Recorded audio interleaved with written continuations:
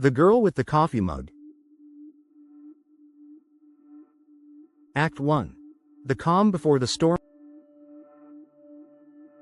Chapter 1. Morning Rituals.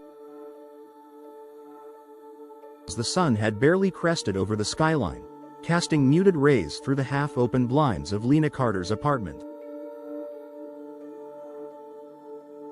Her mornings were sacred, quiet moments of reflection before the day's chaos inevitably followed. With her hands wrapped around the familiar warmth of her ceramic coffee mug, she savored the first sip, letting the bitter liquid sharpen her senses.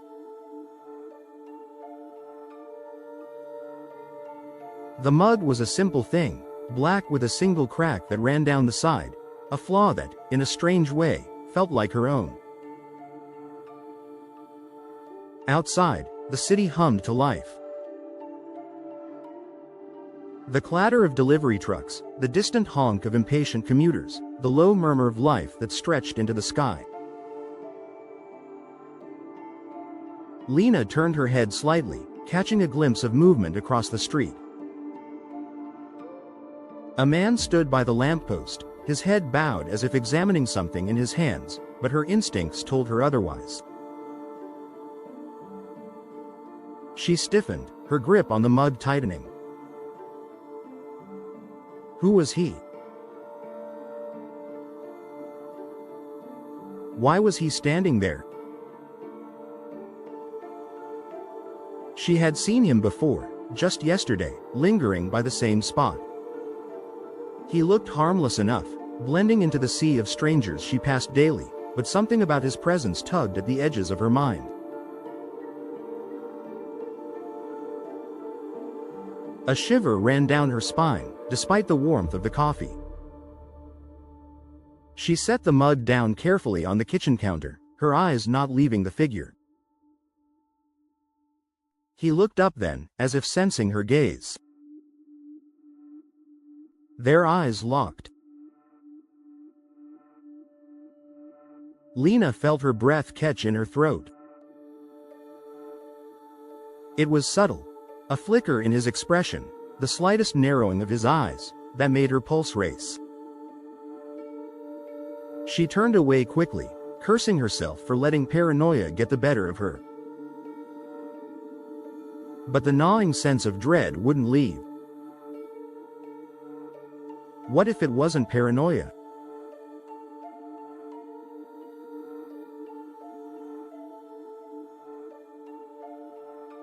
Across the street, Jack Talbot leaned against the lamppost, his phone in hand, the screen dark. He didn't need to check it. He was here for one reason, to watch Lena Carter. And she knew it. He could see it in her reaction, the way she recoiled when their eyes met. She had been on edge ever since the incident last week, unsurprising, given the fallout.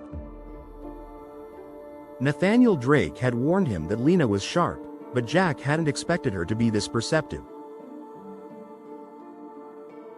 His job was simple: watch, wait, and report back when she slipped up.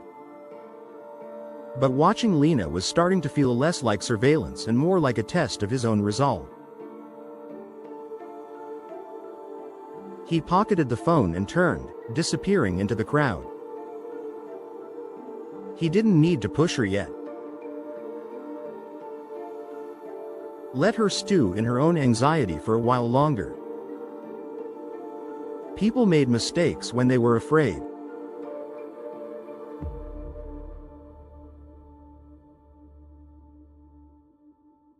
Back in her apartment, Lena's mind whirled, the routine of her morning shattered. She moved mechanically, pouring more coffee into her mug as her thoughts raced. Who was the man across the street? What did he want? She hadn't been the same since last week. The conference. The incident. The information she now held onto with trembling hands. She had thought she could walk away unscathed, but the looks, the whispers, they had started almost immediately. People in her office avoided her eyes. Phone calls ended abruptly when she entered a room. And now, the man outside. Lena grabbed her phone from the counter and dialed quickly. It rang twice before a familiar voice answered. Lena? It was Ben, her colleague, the only person she could still trust. He's outside again, she said, her voice barely above a whisper. Ben's response was quick. Same guy from yesterday? Yes. There was a pause on the other end. You need to be careful, Lena. Nathaniel Drake doesn't make idle threats. I know. She glanced toward the window, the spot across the street now empty. I can't just sit here, Ben. I need to know what's going on. Why are they watching me? Ben's voice lowered. You have something they want, and they're not going to stop until they get it. The air felt heavier, thick with the weight of unsaid things. Lena's grip tightened around her mug again. The coffee, once comforting, now tasted bitter in her mouth. She had always been careful, always played by the rules. But this time, she had stumbled onto something far bigger than she could have imagined, something that had the power to destroy everything. She could feel it. And Nathaniel Drake, with all his power and influence, wasn't the type to forgive easily.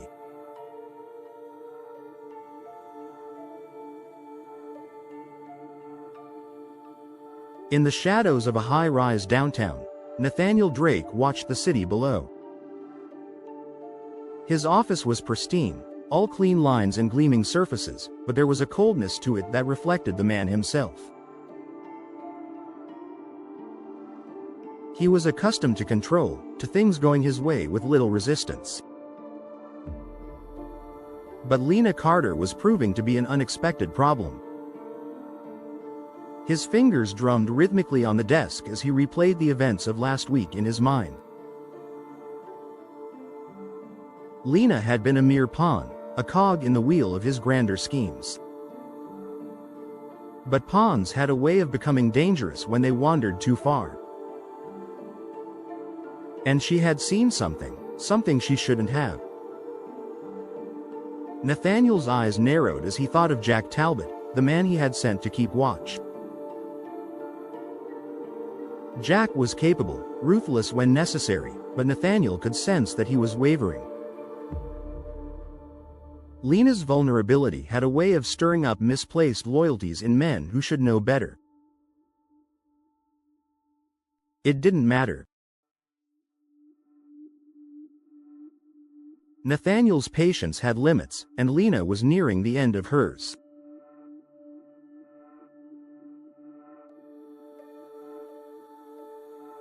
Lena stood at her window, staring at the empty street below.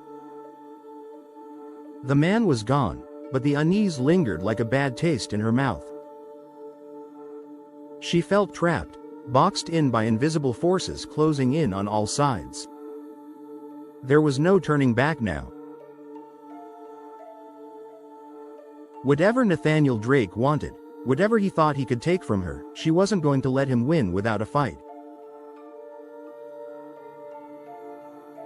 Her fingers tightened around the coffee mug again, the crack down its side deeper than before. Just like everything else in her life, it was only a matter of time before it all shattered. Chapter 2. The Office Conflict. The sharp buzz of the office air conditioner did little to calm the unease curling in Lena's stomach.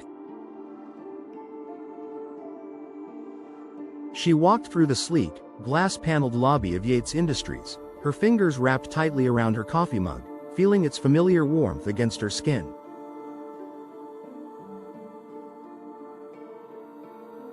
It was her security blanket, though at the moment, even that couldn't shake the sense of dread gnawing at her insides. The lingering memory of the man outside her apartment hadn't left her. Her thoughts were interrupted by the sudden appearance of Martin Yates, her boss, his face etched with tension.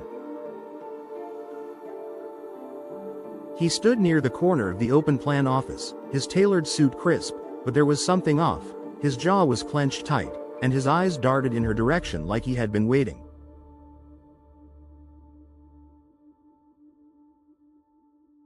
"Lena, my office, now."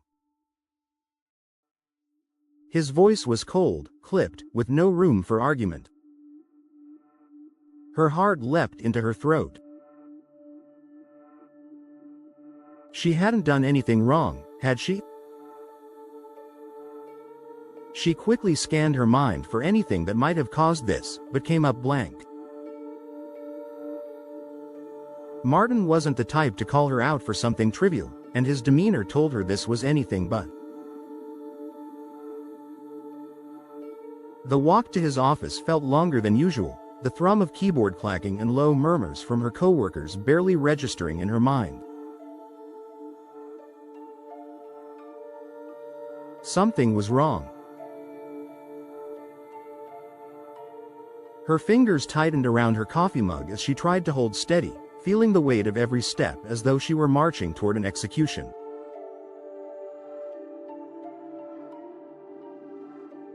Martin shut the door behind her with a force that rattled the glass pane.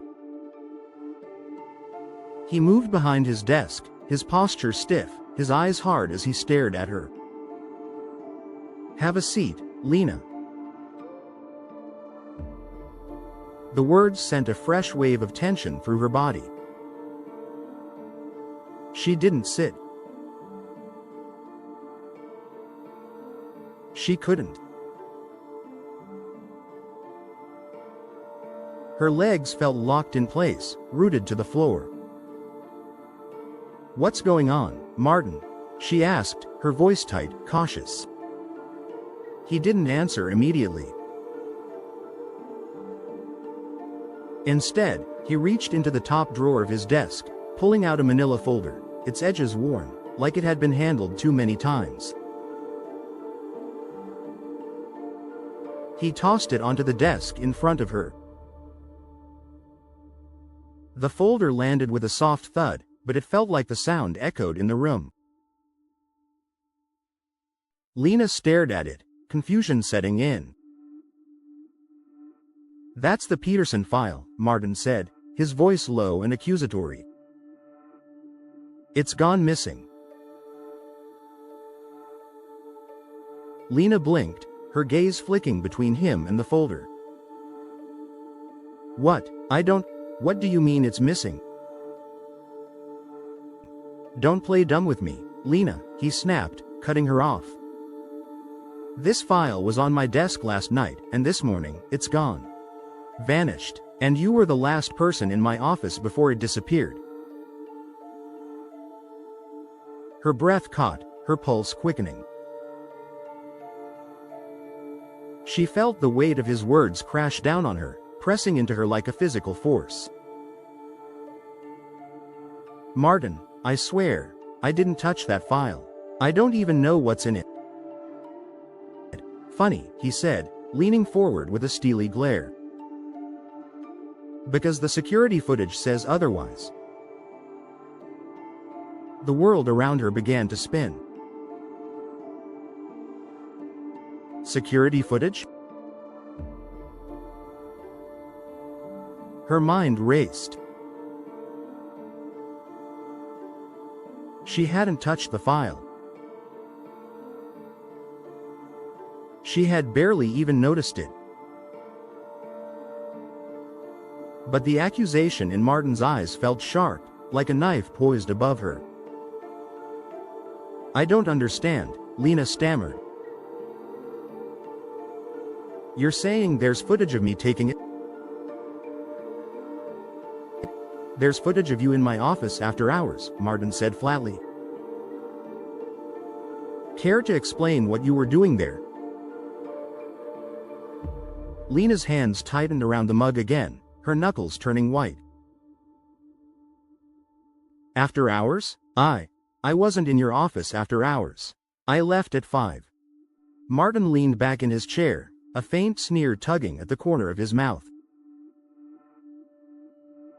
"Then explain how you're on camera." She couldn't. There was no explanation because she wasn't there. But the certainty in Martin's voice, the anger simmering just beneath the surface, made her doubt herself for a moment. Could she have been there and not remembered? No. That was impossible. "I wasn't there," she repeated, her voice steadier now, though inside, her nerves were fraying. "You've got the wrong person." Martin's eyes narrowed. He stood, walking around the desk, stopping just inches from her. "Lena, do you have any idea what's in that file? That's classified information. If it gets out, it won't just be my head on the chopping block. We're talking federal investigations, company shutdowns, everything we've worked for, gone." Lena's stomach twisted. Classified? The severity of the situation began to sink in. If she were being framed, whoever had set this up wasn't playing games. "I didn't take the file," she said again, more firmly this time, forcing herself to hold his gaze. "You know me, Martin. I wouldn't risk something like this." For a moment, something flickered in Martin's eyes, hesitation, doubt. He stepped back, pacing across the room. "I want to believe you, Lena, but the evidence—" "There's no evidence," she cut in, her voice rising. "If there's footage, show it to me." Martin paused mid-stride, his face a mix of frustration and confusion. The tension in the room was suffocating now, the walls closing in. Lena could hear her pulse thudding in her ears, her skin tingling with the growing fear that none of this was a misunderstanding. "I will," Martin finally said, his voice lower now, almost regretful. "But Lena, if this is what I think it is, you need to come clean. Before things get worse. Before things get worse." The words hung heavy in the air. Lena felt the cold tendrils of panic creep up her spine. If Martin didn't believe her, if he was convinced she was involved, what would happen next? She swallowed, trying to push back the rising tide of fear. "You have to believe me. I don't know how this happened, but I'm not involved." Martin's gaze softened for a split second before he turned toward the door. "You better hope you're telling the truth, Lena. Because if you're not, this won't end well for you." As the door clicked shut behind him, Lena stood frozen in place, her hands trembling. She slowly lowered her mug to the desk, her mind racing. If someone had set her up, then they were already one step ahead. Chapter 3. The message. The cold breeze nipped at Lena's cheeks as she stepped out of the office, clutching her coffee mug tightly. The day had been long and filled with a tension that had settled deep in her bones. Her conversation with Martin still echoed in her mind, the accusation, the disbelief, and the chilling realization that someone had gone to great lengths to frame her.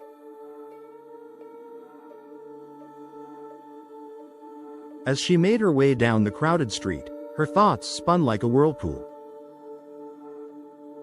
How could this have happened? Why would someone target her? She wasn't a key player at Yates Industries, just another cog in the corporate machine. And yet, here she was, tangled in something far more sinister than she ever imagined. The streets were busy with the after-work rush, people bustling by, their faces downturned toward their phones, unaware of the world around them. She envied their ignorance. Lena, on the other hand, couldn't shake the feeling that she was being followed. Every step she took felt shadowed by unseen eyes, every passerby a potential threat. Paranoia crept into her mind, sinking its claws deeper with each passing moment. "Get a grip, Lena," she muttered to herself, shaking her head. There was no one following her. She had checked more than once, blending into the throng of people, making sure no one stayed on her tail for too long. Still, the feeling wouldn't go away. By the time she reached her apartment building, she felt drained. Her mug, which had started the day as a source of comfort, now felt heavy in her hand, a weight that symbolized the unraveling of her carefully structured life. Inside the dimly lit hallway of her apartment, Lena sighed, pushing the door shut behind her. The moment the lock clicked into place, she let out a breath she hadn't realized she'd been holding. Home was supposed to be her sanctuary, but lately, even here, she didn't feel safe. The man who had been watching her was still fresh in her mind. And now, Martin's accusations had thrown her entire world off balance. She set her mug down on the kitchen counter and reached for the tap, ready to fill it with water. That's when she saw it, something out of place. Her hand froze halfway to the faucet. Inside the mug, a piece of paper. A chill slithered down her spine as she pulled it out. It was folded tightly, wedged into the bottom of the mug in a way that seemed almost deliberate. Her fingers trembled as she unfolded the slip of paper. There, scrawled in hurried black ink, was a single sentence. "You're being watched." Her stomach twisted violently. The words seemed to pulsate on the paper, growing more sinister with each second. It couldn't be real. This had to be some kind of joke, someone's sick idea of a prank. But who would do this? And how had they gotten into her apartment? She looked around, her eyes darting to the windows, the door. Everything was locked. There were no signs of forced entry, no indication that anyone had been here while she was gone. But the paper was real. The message, clear. Panic bubbled up in her throat. She dropped the note on the counter like it was something toxic, backing away from it. Her pulse was racing, her mind scrambling to make sense of it. Was it connected to the missing file? To the man who had been watching her? Or was this something else entirely? Her phone buzzed on the counter, the sudden noise startling her. She snatched it up, her heart pounding as she saw the name on the screen. Ben. Lena?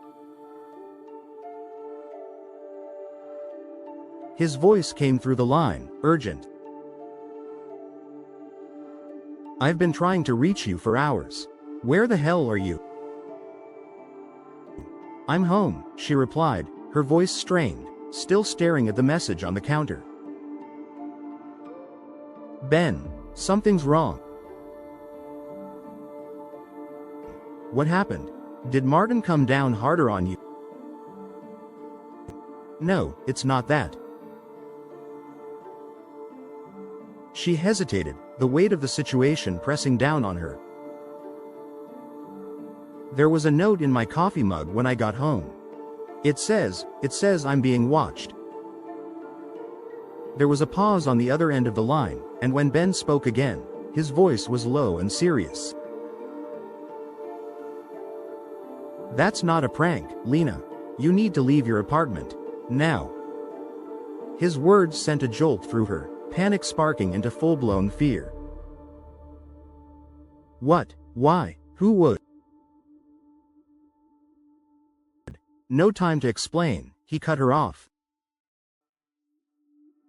Just trust me, pack a bag, take only what you need, and get out. Don't tell anyone where you're going. I'll meet you somewhere safe. Her mind spun, confusion and terror battling for dominance. Ben, what are you talking about? What's happening? I can't explain right now. Just trust me, you're in danger. The line went dead before she could ask any more questions. She stared at the phone, her heart hammering in her chest. Ben had always been calm, the voice of reason when things got tough at the office.